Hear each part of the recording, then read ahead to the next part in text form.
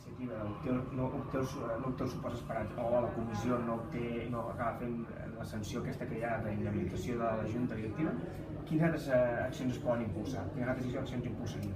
Doncs a l'espera del dictamen de la Comissió de Disciplina, que esperem que sigui favorable, si no ho és, el següent pas probablement sigui acudir al Tribunal Català de l'Esport, que és l'òrgan en principi competent, i d'allà sí que sabem que el camí jurídic que es marca legalment és una mica complex, és factible, és econòmicament gratuït, però és complex jurídicament. Per tant, s'han d'anar seguint molt bé els passos.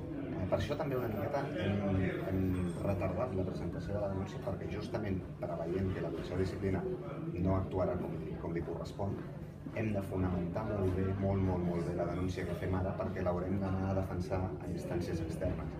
I per anar a instàncies externes i hem d'anar amb el mateix discurs que hem anat a la Comissió de Disciplina.